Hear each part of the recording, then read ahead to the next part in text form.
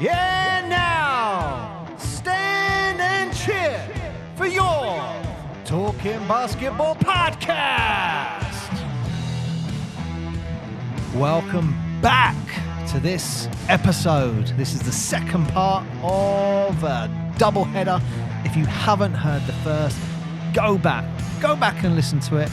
If you can't be bothered, that's all right. Just keep listening to this one, and hopefully you enjoy it. And don't forget, like and subscribe. I hate it when people say that.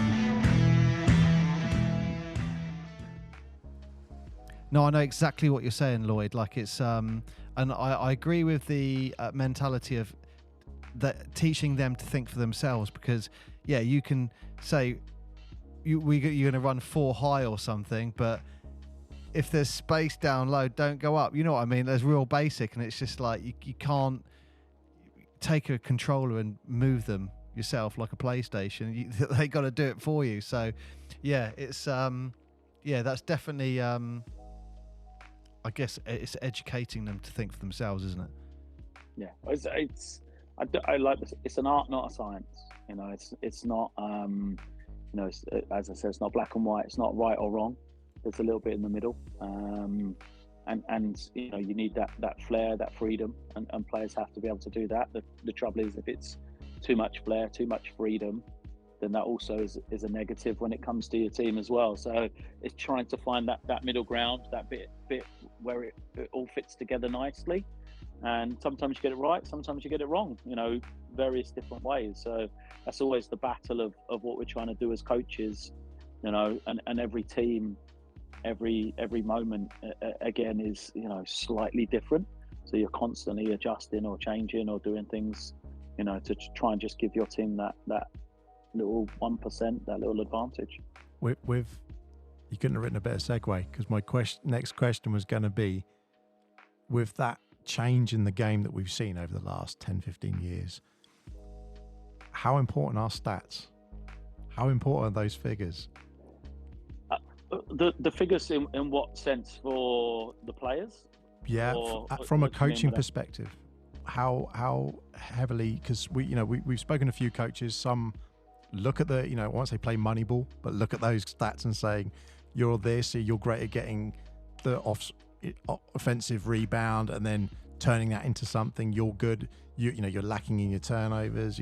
All these sort of things. How important is that for you as a coach? Yeah. I mean, I try to use a fair bit of stats for everything. Obviously, at the moment, it's off season for us, and we're recruiting players for next year. I would say that the start point for that is always statistics. So it's always trying to, essentially come up with the filters, the stats that you value in each position that you're looking for, and essentially that's always pretty much going to be the first point for any recruiting is done via stats. So then within the team dynamic, I use the stats from a scouting perspective. What are the strengths and the weaknesses of other teams? We talked about the game against Cheshire where, you're going off stats, and sometimes they work, sometimes they don't work. When certain guys play really well and go against their stats and produce either, really well or really badly against the average. But also, we have a couple of, and we've been working as coaching staff now, trying to evaluate, essentially KPIs, key performance indicators that we value, both offensively and defensively, and what that can tell us about our performances, and then what is it that we're really going to, what are we going to track and keep account of, because we feel that can help us as a team. So, if you take some defensive stats, you mentioned rebounding. Are we going to value defensive rebounding as a stat that we feel will lead to success for us? Okay, so that's something we need to look at, and then talk about it with the team to have them value that as an indicator for what we feel is going to become a performance. Performances then lead to results. So, I spend a fair bit of time using numbers, but then also the other side of it is the context of those numbers. because sometimes you can, again, sometimes I'll leave a game and so I don't even need to look at the numbers. We didn't make any shots, so if you don't make threes, we're not going to win. If you don't rebound, if you turn it over too many times, you're going to lose. And it's all well and good going, we had too many turnovers.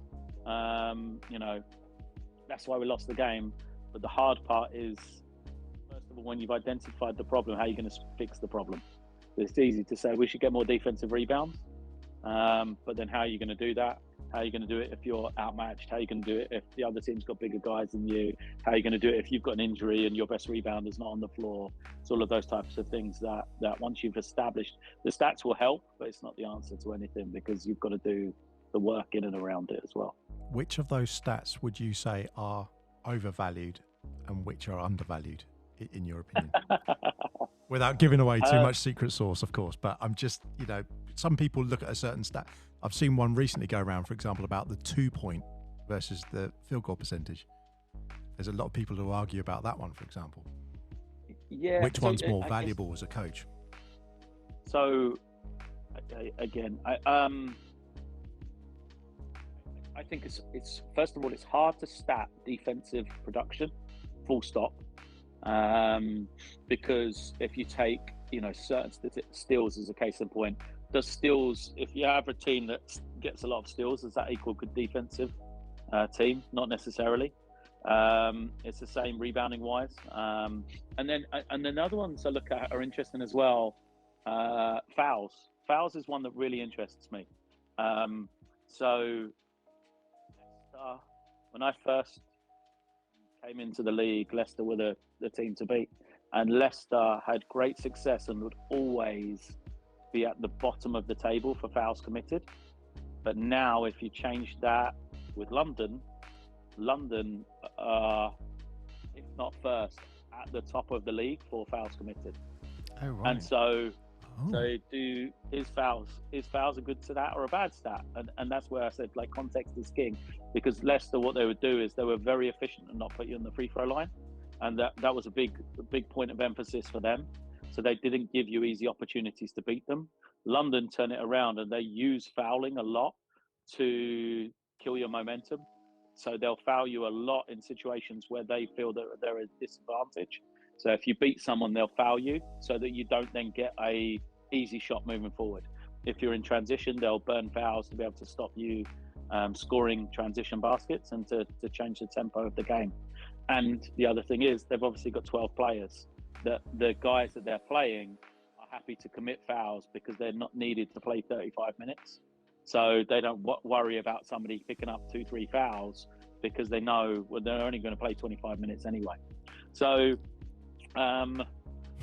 some could argue, Lloyd, that 2 uncontested free throws is maybe easier than driving through the lane. But again, the free throw in terms of points per possession is the best reward.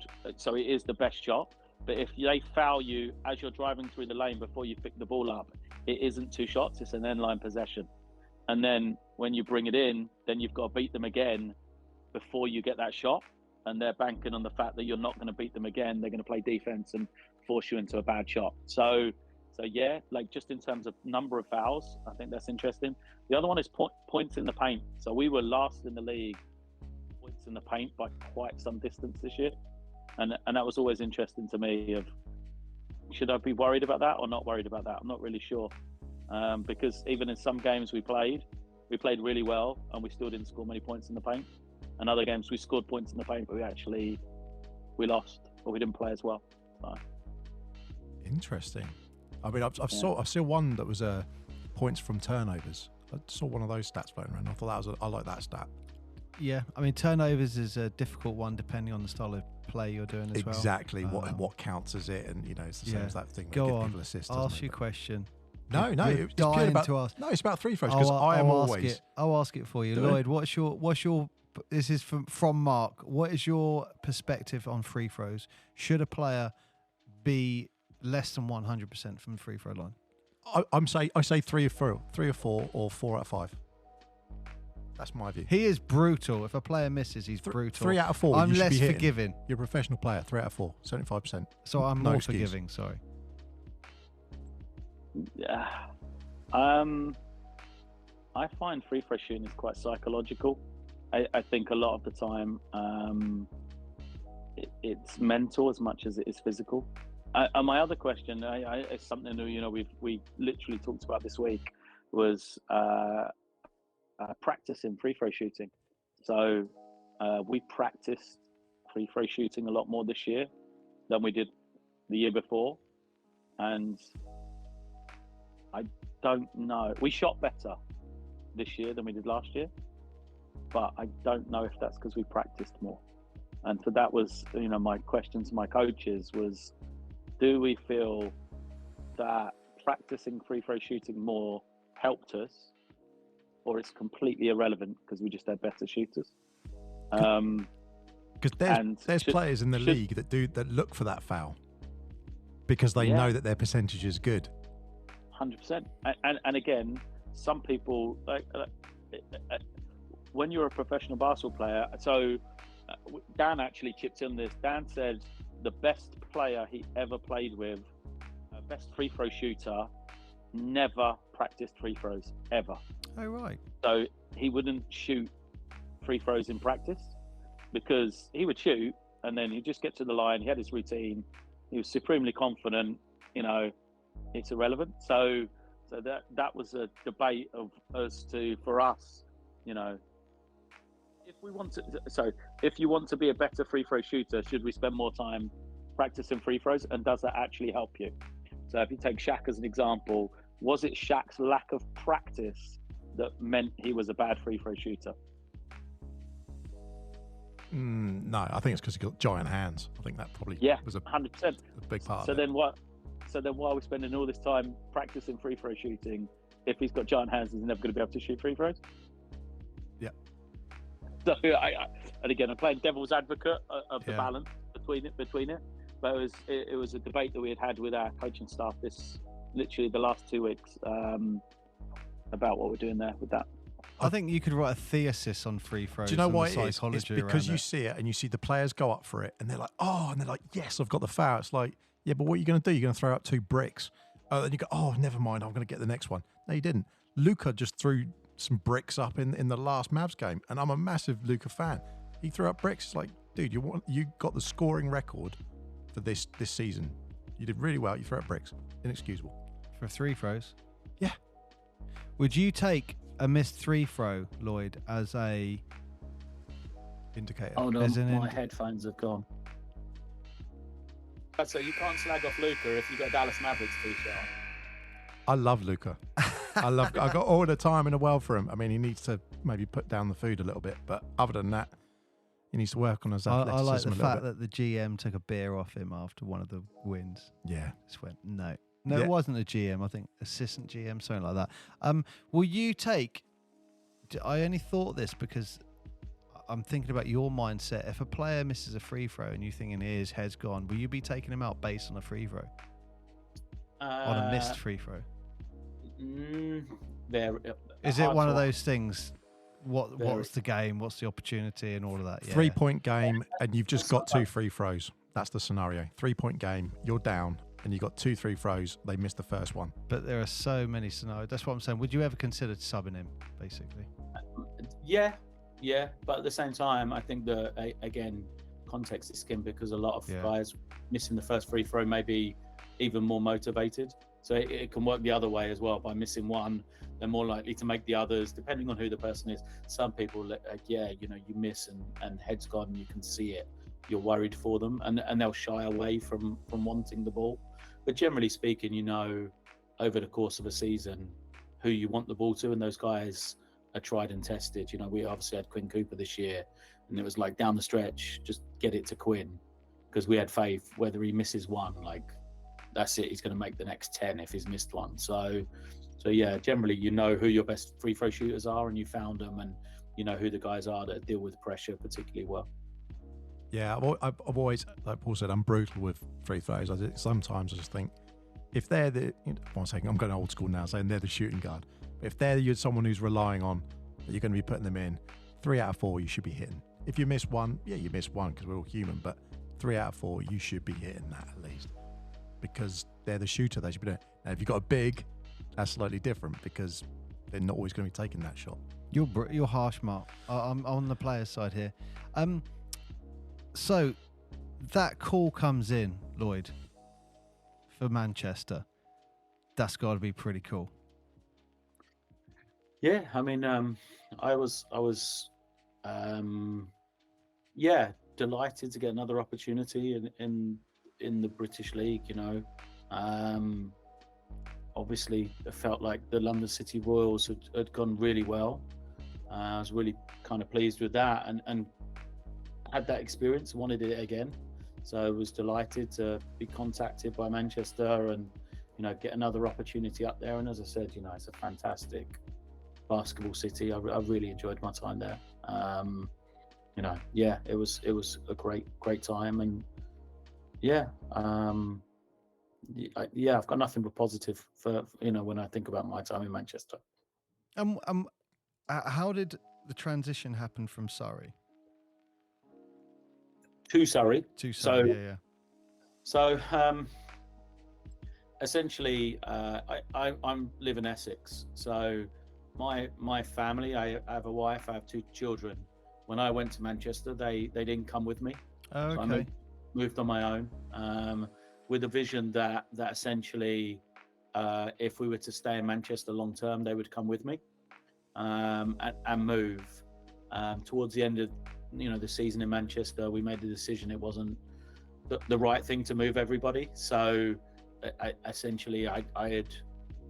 I was in the process of leaving Manchester. You know, the club knew that I wasn't going to be going back. And then it was after that decision had been made, it just hadn't been announced publicly, that Surrey had an opening. So I essentially got in contact with Surrey and informed them that I wasn't going back to Manchester. I'd be interested in speaking to them about the role. And you approached them?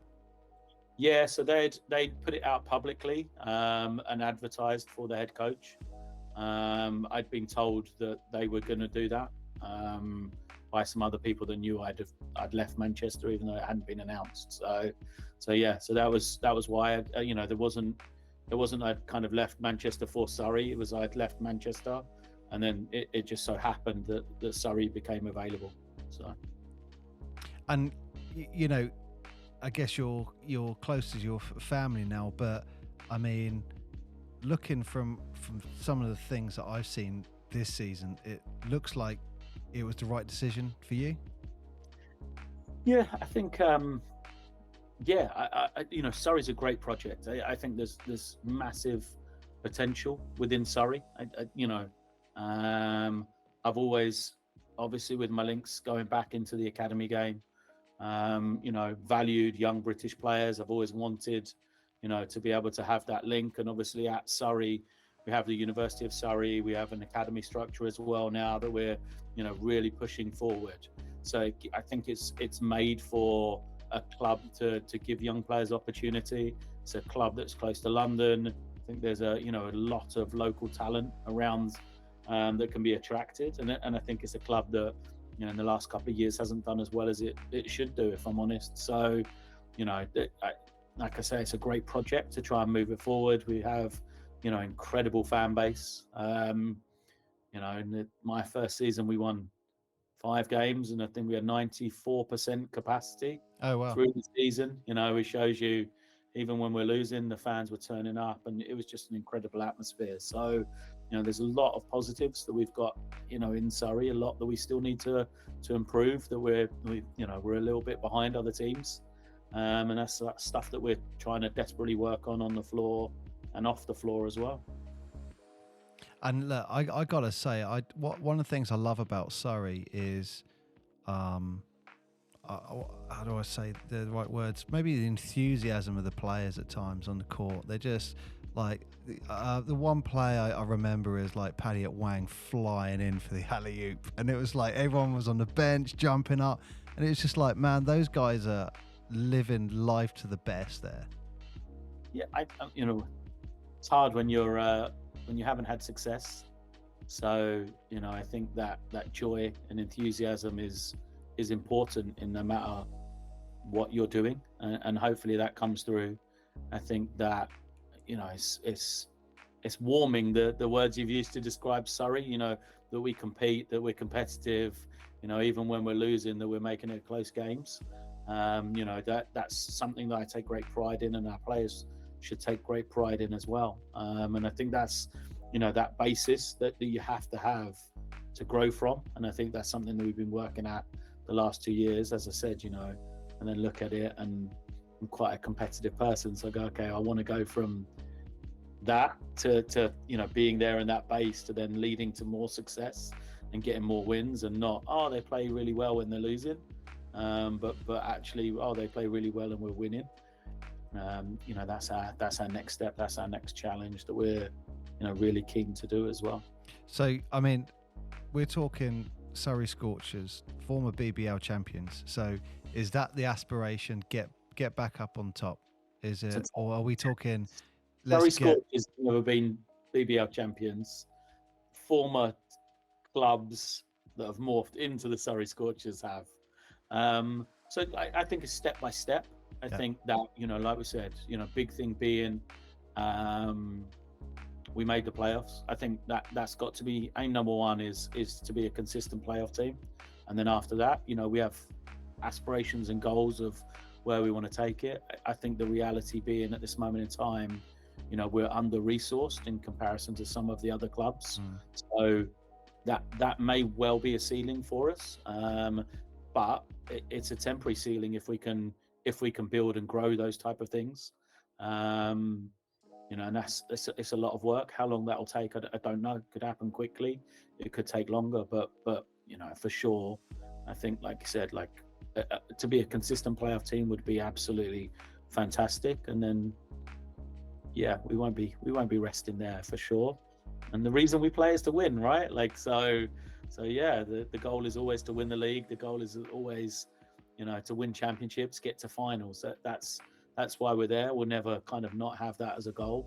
I think there's a realism. You know, teams like Cheshire have showed us this year, if you get the right blend, then you can do well. So why can't we do the same as them? Yeah, I think they did very well with one particular signing there from the NBL. Yeah, they did all right, didn't they? There. Yeah, they definitely did. I don't think they were the only club going for him, but no, they definitely weren't. But yeah. you mentioned like the team being sort of with a teamwork, and I think of Surrey a bit like Orlando when you said how they are playing, like they enjoy the game, and you see a teamwork and you see a team playing. You don't see a bunch of individuals running up and down. You see a team, and they're all playing together. And you know, look at Orlando Magic this season. They've injected a player. They've injected a few little strategic changes. Bang, straight in the playoffs. Wow, he's comparing Orlando Magic to Surrey Scorchers. What a compliment that is, Mark. Playing blue as well. Yeah. And again, I think that, you know, I don't think this is disrespectful to the players that we have. The reality is, as I said, like you know, the resources we have aren't at the same level as some of the other teams. So I think that, you know, my ethos and belief is that, you know, if we can't afford, you know, players as good as the very best in the league, what we can do is we can survive and win by having 5 really good players that play well together and play as a team. You know, don't get me wrong, if we could get Matt Morgan to play for the Surrey Scorchers, I'm sure I'd be quite happy with him leading the league in scoring and us being a bit more individual, because he's a fantastically talented player. But, you know, what we are able to do is to take people with specific skill sets that play really well as part of a collective and try to have success with them. And I think that, you know, they enjoy that we try to maximize their game.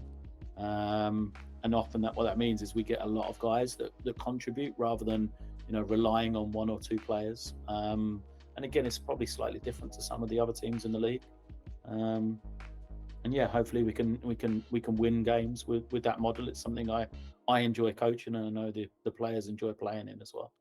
Is it easier to bring talent in from outside of the BBL, or is it better to acquire talent from other teams in the BBL? So the thing for me is I think that I'm quite big on the amount of I think if you can acquire talent that you know within the league or return players from your own club, what it means is, right or wrong, you know what you're going to get from those players a lot of the time. You know the pluses and the minuses. When you bring in players from outside, you know, you can do research, you could look, you can anticipate, but the reality is it's always a slight risk as to what you're getting and whether that player transfers within the league the way you expect them to. So, you know, I quite like a kind of a blend between the two of players that we know that we can rely on, the ones that you're able to know what you're going to get from them, and then to hopefully filter in a couple of guys that can really, you know, do well and kind of exceed your expectations or you know, come in and give you a real boost.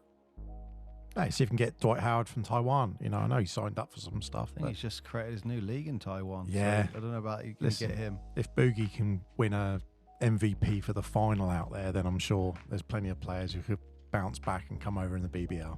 Lloyd, is the model still get an American, build a team around them? Because I know there was a lot of history where they'd say get an American or get two Americans, get everyone around those guys. Is that still the model, or have we moved on from that? I can't speak for the other teams. I mean, personally at Surrey, no, it's completely the other way. We'll sign our English players and build the team around the English guys, because a lot of the time it's finding the English players that you have, or getting the English players and knowing their strengths and weaknesses, and then being able to complement them with players as well. So that's kind of the model that we have. I can't speak for the other teams in that sense. But yeah, you know, that, like I said, we're the other way around, more than build around the Americans. With the European players, just, you know, Paul mentioned the American players, but with European players, obviously us leaving Europe has had a massive effect. If that free flowing was still available, would you look on a European player in the same way as an American player? Just for context. I think the Europeans are difficult because a lot of the time, for us to get a player of quality, we can't generally afford them very easily. So, you know, if you're taking a guy from France or Spain, the reality is if they're at the level that they would be able to come into our league and do really well, they would probably be able to do really well in their leagues and therefore earn a lot more money. Or, you know, already be having success within their leagues. So it's less likely that you're going to be able to, you know, offer them something that would make them leave their own countries. You know, I think same with guys in England, a lot of them want to stay if they can, and they would love to play here if the situation was right for them. Again, why would somebody from France who can play for the hometown team and good money, do X, Y, Z, why would they want to leave? A lot of them will be happy staying. So I don't think necessarily the Brexit situation has changed for European players coming in. So obviously it definitely changed the dynamic for British players going out. But I know when Paul was asking about the GB stuff in one of our interviews, I cannot remember who it was. One of the things that they mentioned was that when they play some of the other teams in the GB Masters competitions, it was like teams like Italy and stuff, for example, they're like, well, all of these guys play together. They might play in the same domestic league against each other, but they all play together.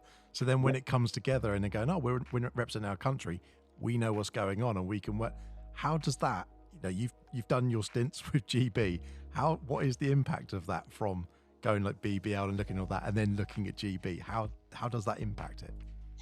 I think for sure it's not necessarily from the BBL. I think that what the other countries also have is they have a lot of players that have known each other for a long period of time. So those same players would have played under 16, under 18, under 20. You know, they've known each other for a long time, played either with each other or against each other, and been friends for a long time. Whereas generally with Great Britain, we've kind of struggled to have that continuity through the programs.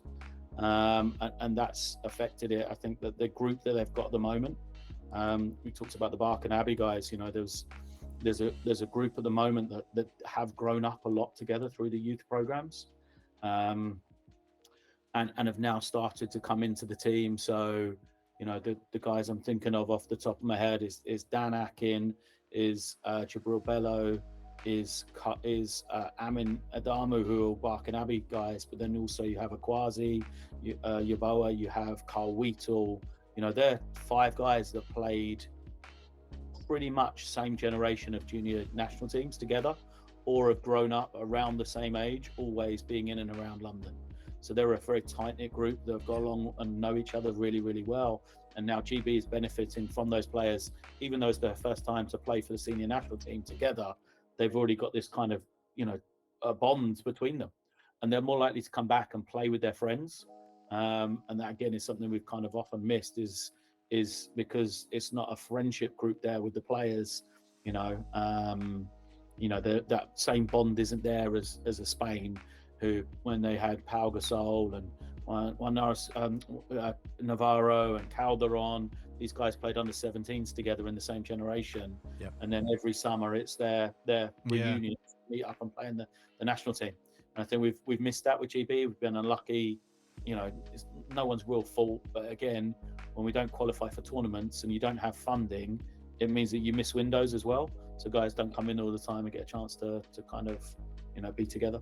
Do you think elite sport is celebrated in the same way in the UK as it is? Because I know when I'm talking with Paul, it's even when we were talking about the Australians and they're saying about sport, and you talk to people in America, sport is looked at in a different way. And not just because of the funding.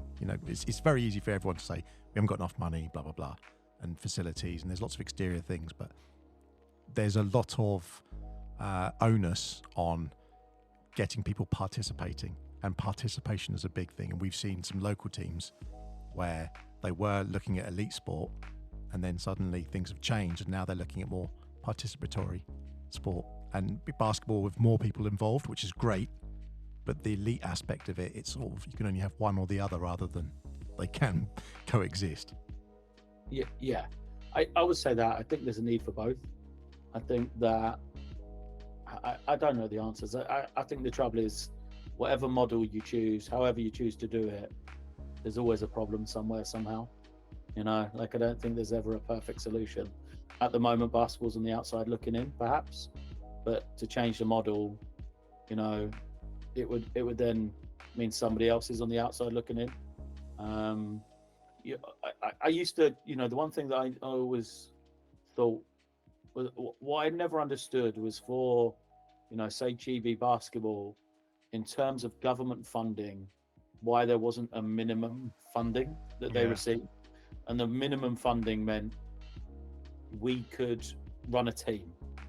So what that team looks like, okay, it may not have everything that you're desiring, but you could have a team. And when the funding was more widely talked about, you would look at something like swimming, who had received 25 million. You say, well, if they received 24.5 million, would that really change what they did? And if you give 500,000 to basketball, we could have a team. Now, we wouldn't be able to have the insurance for an NBA player to play. We wouldn't be traveling first class. The camps that the players have might not be 6 weeks, it might be 2 weeks, but you'd still be able to have a team. And then if the team did well with that funding, they could increase their funding. But it's the catch-22 of we won't give you any funding, but then you've got to do well enough next year to get funding.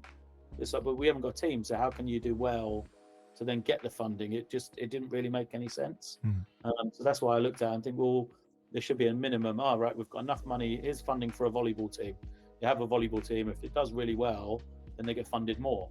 Here's the funding for a basketball team. If the basketball team does really well, then it's a criteria. Maybe they'll get more money, but not that there was not a team that was, trying to qualify for European Championships or something like that.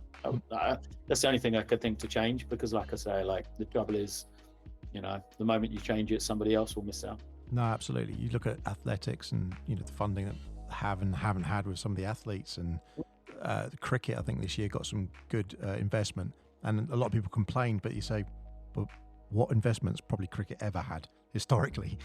And it's one of the most played sports on the planet. But people just don't realise it, but it's just in the populaces where they are. Is it a real sport? Yeah, cricket's huge, isn't it? It's gigantic. But you just got to look at those things. It's not like badminton where it doesn't really count. But, if you look at that, basketball is the second most participated group sport in the UK. And where is it in funding? I think it was like 9th or 10th or something like that. And the thing is, people would then say, look at things like cycling. And you say, but they've invested in, say, velodromes and things like that. But what cycling brings is gold medals, brings victories, and brings a whole ecosystem of businesses, science, experts, and all of that's behind it. Where's the ecosystem that basketball could bring in? Because that brings in the funding. An air ball, Mark. A ball made out of air. Next. Oh, right. That was terrible. So Lloyd, so you've got a lot of experience with the GB setup, with the under-20s and the men's senior team assistant coach. I mean, some of these experiencing going with World Cup qualifications rounds in 2019, going off to the European Championships for the young guys and getting third place. These are amazing experiences that you've had. Yeah, I've just been incredibly lucky. You know, the under-20s was a great period as well. You know, one of the team that won promotion, you know, the fantastic part of that is 12 players, you know, that finished third. We got promotion from B division to A division. Of the 12 players on the team, 6 of them were students of Barking at one stage. Oh, nice. So, you know, it was just a great group of guys that we had. Andreas Kapoulis was the head coach. I was the assistant coach alongside Josh Merrington. So, you know, great coaching staff, great people, you know, to be around there. So like you said, just, you know, fantastic memories of that. Good memories with GB. You know, wanted to win a few more games. Yeah, a couple of bad memories as well, but you know, ones I wouldn't change. But yeah. You know, what's a bad memory? I got a couple of them.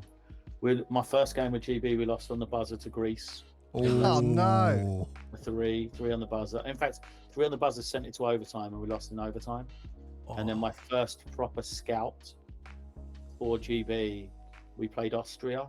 So I was responsible for, you know, everything. And they had a player called Sylvian Landersberg. I think he had 41 at the half or something insane. Like he had, I think, their first 20 points in the first quarter on his own.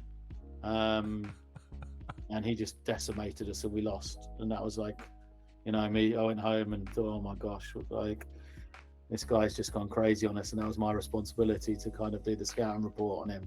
So yeah, they're the 2 ones that really stand out, to be honest, more than any. Let's go the other way. Best memory of GB. I mean, would you say the GB stuff is your proudest moments, or would that be, you know, with BBL, Barking, Kent Crusaders? I guess as well. I don't know if I've got one moment that sticks above the others. Getting promotion from B division with under-20s was just the whole experience was great. You know, it was one of those teams where all the players, you know, really kind of clicked. It worked. Everything. It was just a happy kind of tournament the whole time. So that was great. You know, the year after we stayed up. You know, we did well and stayed in A division, which again was a fantastic achievement. With GB, I'd say, you know, proud to be at that level, proud to be, you know, to be there. And at the time when I was brought in, it was massively over my head that, you know, I was kind of a younger coach there to gain experience more than to you know, to be kind of someone giving. It was more taking to start with, you know. And yeah, I think winning with the senior national team, winning a game, winning in any way was tremendously, you know, just a tremendous memory and something I was proud of, and something I'd love to do again in the future for sure. Love to get back involved. Time's not right at the moment, but you know, who knows what the future will be. Well, you've got a relationship with Mark Stoutel as well, so you know, how do you think that's going with the GB setup at the moment? Fantastically. I think Mark's done a tremendous job. You know, we work together with the under-20s, and Mark's one of those coaches like Andreas that, you know, we've coached against each other from kind of, you know, the NBL days, and we coached moving up through the leagues. So, you know, he's someone I've known for a long time, have a lot of respect for. I think he's, you know, as we saw with results, you know, when he qualified for Eurobasket, and then we made Eurobasket, and I thought him not coaching was massively, was took away the identity of our team. And I think that's something he can give, being a British coach and being passionate about Great Britain.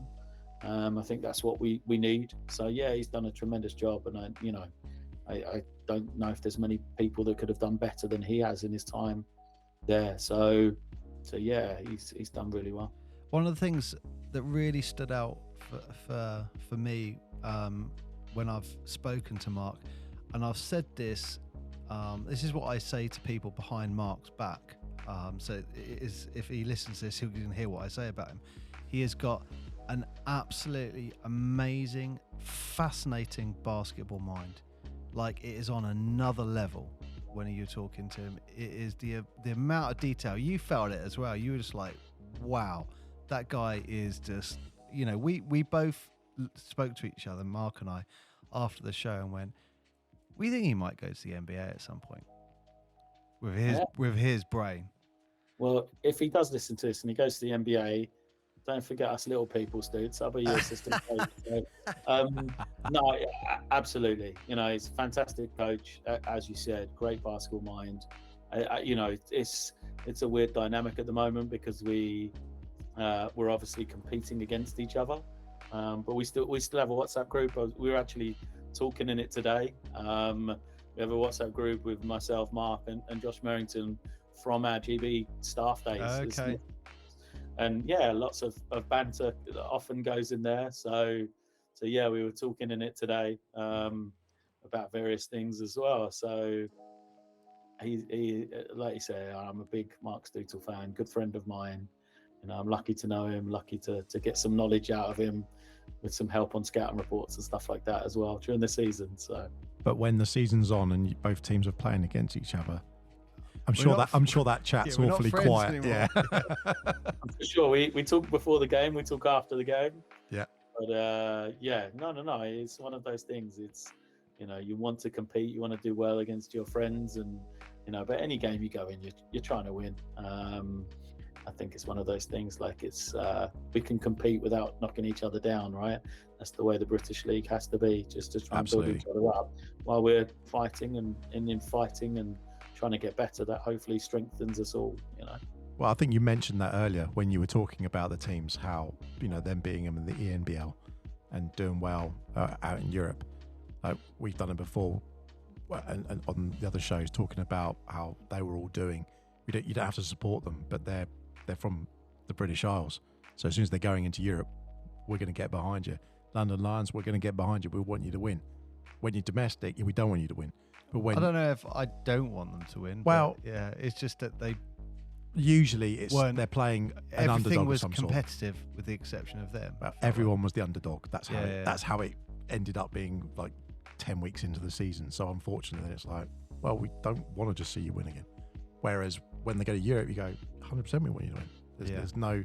I think we're just promoters of British basketball. That's what I always think about the podcast. Like if it's basketball and it's in the UK, we're promoting it. Yeah, and we want to see those teams compete. We want to see Surrey going ahead and doing. What was it 20-point victory you had over Newcastle Eagles towards the end of the season or something like that? 13 point. Well, third to the last game of the season. Yeah, that gave them, that put 13. The wind up their trousers, didn't it? They didn't expect that at all. Lloyd, just to let you know, in our little podcast sweepstake, I had the Surrey Scorchers. He took the London Lions. So I felt we should have picked him after having Adam Riabi on the show. Yeah. So yeah, no, you're out of order, Mark. I was out of order. Yeah. Well, thank you. Yeah. But Lloyd, one of the the last things I was going to ask you is, and it's something that I haven't hidden of my admiration for people like yourself who do it, is commentary. I love the guys who do the commentary. So how did that come about? Yeah, well, by luck more than anything. It was actually my uncle is a commentator and has been a commentator for a long time. So my uncle Roy Birch did commentary back in the early days of the ULEB Cup being on Eurosport, and there was a collection of four guys. It was Roy Birch, Martin Henlon, Mickey Bett and Mark Clark used to do regular games on Eurosport. And one week, one of them was unavailable, and I kind of got the call up to ask if I'd be interested in doing it. Didn't have a clue what I was doing, and then for a few years, it was almost the alternate. If anybody was not available, and it just morphed into, I did some games, and so picked up some more games, and more by luck than judgment, and I was lucky enough to kind of be asked by FIBA to do a few events. And similar to you talking about the experience I've had as a coach with GB, I went to I've done European Championships, World Cups, Youth World Cups, and got to go to the events and meet some great people, watch some fantastic basketball. And it still astounds me to this day that I get paid for watching a game I'd probably be watching at home anyway, and just talking nonsense about it, and somebody's interested. So yeah, that's really cool. You're getting paid to do it. Yeah. It's a great excuse to my wife that I have to watch loads of basketball games because I'm getting paid for it. But actually, as I said, I'll be watching it anyway. So, great experiences, and it's also helped me a lot with my coaching career, I think, to be able to, really take that view of watching European basketball, world basketball, having an appreciation of it, and kind of going to different places. I did 2 African championships as well, on site, which was, another just, fantastic experience of watching world basketball. So yeah, it's something I really enjoy, really proud to do. I'm always trying to make myself available as much as I can to do it as well. Well, I mean, it goes without saying it's a fairly illustrious career you've had to date, sir, and it seems like you're only getting started as far as Surrey goes. What's the future look like? Well, right now the future is thinking about Surrey. To be honest, as we said, it's off season now, so it's short term, thinking about next year and making us even more competitive. As I said, trying to solidify and not go backwards is step number one. And then again, it's looking forwards rather than back, and that's something that we kind of talked about a lot this year with the players. Is we don't want to be looking down at the guys below us and thinking about not making the playoffs. So we want to be thinking about looking up the league and beating the teams ahead of us and catching teams that were ahead of us, rather than worried about people coming from behind. And I think that's the mindset here in the summer, is to look at the teams that are ahead of us and saying we want to catch them, we want to go past them next year. Is that possible? Well, we'll find out. But that's the motivation, and really establish Surrey, as a team within the league. But then also establish our identity, as we've talked about, with those younger British guys, the pathway that we're trying to put together for guys coming into the league, and trying to help guys starting their careers or being becoming established with the Surrey Scorchers. That's a big aspiration for us to do that as well. So you are obviously, although I won't say the games have stopped, but the games have stopped being televised, but obviously you're still working. You're looking at who you're drafting, if you're getting people in, who's moving on, who's not, etc. At what point during this, in brackets, off season, do you think, okay, this is what I've got to work with? Well, you don't get to that point until all the players are signed, essentially. So, like I say, at this moment, we took a little bit of a break.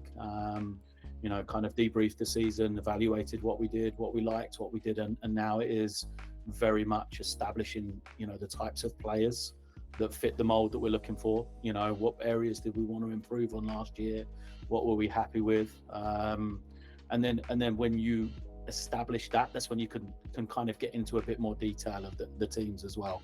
Think about specific. At the moment, we've got a general style of play that we might be looking to get towards. The question is, can you find players that are going to fit that, or is it, are you going to have to adjust that depending on the guys that you got? So you may have talked about positionless basketball, right? Like very early on, if we get guys that can do that, then that's the style that we can play. If we can't find guys that can do that, then we have to adjust things slightly, depending on the types of players we're able to recruit. Wow. I mean, yeah. I think we're all looking forward to the upcoming season for sure. Yeah, definitely. I'm going to actually go to, well, I'm trying to get Mark to do this with me, but the plan is I'm going to go to every home arena next season. Amazing. Yeah, he wants to do a little road trip. Little road trip. Little road it's only trip. 10 games. It's nothing. You can do that. So, yeah, I think that would be great. And look, to be fair, Surrey's the easy one. You're the closest from us. So you're like half an hour, 40 minutes down the road. So that's nothing. Yeah, we can do that one for sure. So I know lots of people who make the road trip to Surrey. Go on, Mark. Ask your questions. I'll be honest, I completely forgot about it, and I haven't given Lloyd a heads up on this whatsoever. I prefer not to, because I think it's just really, so much funnier. Really out of the blue here. Lloyd, we always ask 2 questions really at the end of every episode. Obviously, you're an avid listener, so you'd know this. But our first one being the clutch shot. It's inbound, or whatever it is, that scenario. It's the clutch shot. It's going to be the game winner. Who's it going to? Who's taking that shot? It could be any player from history. Michael Jordan. Oh, MJ. Easy. There you go. It's easy. Yep. No hesitation at all there, Mark. Okay. And then the next one is our 5 and pine. So you've got to pick your all-time 5 and 1 on the bench. And as you're a coach, you've got to pick the coach as well. And this can be whichever type of scenario you want. So, okay, I'm going to go for my personal favourites, not necessarily that they're best players. So I'm going Mike Bibby, Jason Kidd, Michael Jordan, Dirk Nowitzki. Oh, Go on, I got to come up with a 5th guy now. Shaq. There you go. That's my 5. who's on the bench? I've got to cut someone off the bench. Yep. And you've got to do a coach. Oh. Let me think. Bibby, that's a great one. Mike Bibby was my favourite player growing up. Dug that one up, Lloyd. I like that. Did you? Grant Hill coming off the bench. Oh, nice. And coach, it's got to be Phil Jackson. You know, I'm a nine. The 90s Bulls is my generation. So Jordan's no, and Phil Jackson's the coach. Yeah. Okay, so we've got Mike Bibby, MJ, Dirk, Shaq, Jason Kidd, and Grant Hill coming off the bench. Now, if you put coaching hat on, and they said you're the one coaching that, do you think they're going to play nicely together? Yeah. Bibby, sharing it and shooting it. Jason Kidd is the facilitator. MJ just being MJ. Dirk can stretch the floor, shoot over anyone on a mismatch. Shaq cleaning up on the inside. I'm not sure about the spacing with Shaq on the inside, and Jordan won't really, but yeah. I got to ask this, Lloyd, because I don't know why this just popped in my head, but when you said Mike Bibby, did you try to emulate your personal playing game on him? Oh yeah, because I as soon as you said it, I thought, you know what? I've seen footage of you playing, and I was like, he was emulating him. Yeah. Mike Bibby was the first. You two would appreciate this. The cut-off T-shirts. Oh, so it was the Iverson and the Georgetown cut-off T-shirts, but Mike Bibby in Arizona, they did the cut-offs like that were under the vest. So it was like you had the jersey, but it was only really the cut-off that was seen in the neck, and that was their little fashion thing. And yeah, I used to rock that. That was my ode to Mike Bibby. I used to have the foam posit Nikes. That was the first time I saw them when they won the NCAA championship. Mike Bibby, Jason Terry, Miles Simon, Dickerson, who played for the Dallas as well. Yep. That was their group. I had them those tapes on Pontel, and I used to watch them all the time. The Pontel tapes, wow. Yep. That's up there with Dazzling Dunks and Basketball Bloopers, wasn't it? God. Yeah. They're the tapes. The Pontel ones. God. Jeez. That's a name you dusted We're off. going back 35 years for the Pontel tapes, aren't we? Yeah. Do you know what? I'm thinking about the Pontel days. Jerry Stackhouse might need to be my 7th man as well. Oh, you don't get 7. Don't be greedy now. You don't get 7. Yeah, he was my other favourite. This is Lloyd Gardner. He can get 7th. Let me get back to that list. There you go. Wow. Number 7. Stackhouse. Done. Blimey. That's some mixed. Have you got a team that you support, Lloyd? Have you got an NBA team that you back? The UNC more than any others, to be honest. Oh, really? As a college fan, yeah. And NBA not so much. I'll swing, go in swings and roundabouts depending on who's on the teams. and style of play and who I like to watch. But yeah, I love college basketball. I watch a lot of college basketball, and the same in Europe. I don't really kind of follow a team, but more I might like one team one year, one team the next, kind of follow them on from that. Nice. You know what, Mark? I was going to literally just wrap this up. I was going to ask Lloyd a question off air. Okay. And last time I did this, you had a real go at me because this was for Dan Lloyd, Red and Rockets. You know Dan Lloyd? We had Dan on. I asked him a question, and you said, "You muppet! You should have said that," because it was a great answer. Yeah, I'd use different adjectives, but yeah. This is one of those. This is my last question, and it just reminds me of something similar to what I said to Dan. So I'm going to ask Lloyd to see what he thinks. This is a coach question, so this is probably all on behalf of all coaches, aspiring coaches, National League coaches. You know, when you're playing, when you're coaching a team, and you've got your best five on, and even with your best five on the court, they're not doing enough to win the game. They're down by 10, and you can see it's not working out. And you look down the bench and you don't see someone who you think is better than the players on the court. What do you do in that situation? Great question. So I would say your definition, it depends on your definition of your best five on the floor. My strongest five. Yeah, but the strongest five cannot be the strongest for everything. Okay.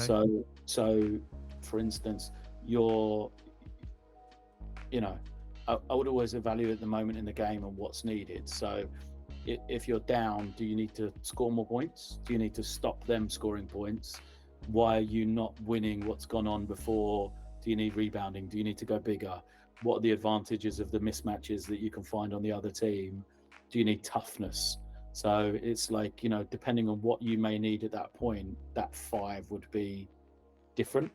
So sometimes you may go, so at various points within the season when we played Lions in the second game of the playoffs, we had a lineup on the floor and we had Teo playing the five. Now there's no way that we'd ever say Teo as a five is in our strongest five players in that position. But in that moment, it was because he was causing them more problems than they were causing for him in that awkward place. So actually he became one of our that five was the strongest five and he was in it in comparison to what you'd traditionally say is the best players on the floor. And if I've answered that correctly. Make the adjustment so the strongest five are on the court is guess what you're saying. Yeah, they might not necessarily be your starting five. Yeah, and also, like I say, I think that there's so many different combinations of what your best or your strongest five is. That's the thing, because you can put your five best players on the floor, but that might not mean that there's the best combination of everything.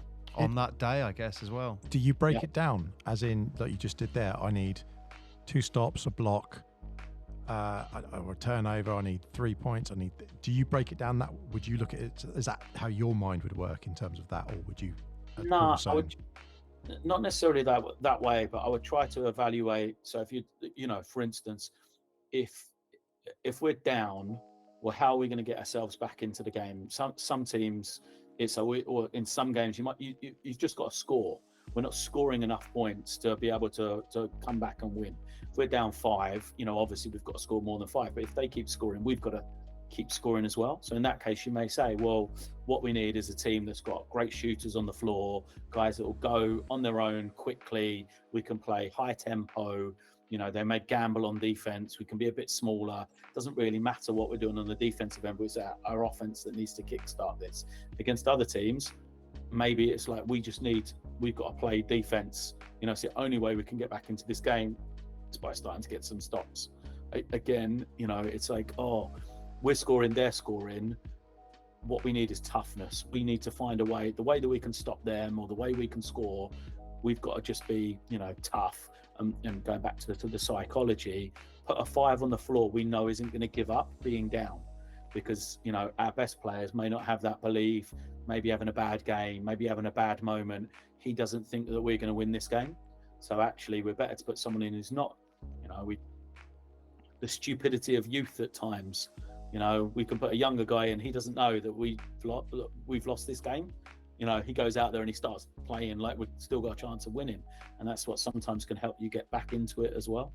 So I would say it's in my philosophy is every moment has different needs, and your team always has different strengths of what they're doing. So I never look at it as being a best five. It's more just the combinations of anything. It's the same as starting. You know, do you start your best five? Sometimes I like to have somebody coming off the bench who can change the game, because if you start your best five and the game's not going very well, what do? Yeah, you know, you've got nothing to go to. So if you start five and it's not going very well, and you've got someone really good coming in, then you know he can change the game and move it in your favor. So brilliant, thank you. I always have MJ as on the bench for my 5 and Pine, incidentally. See, we were getting along so well until that moment, and now... No.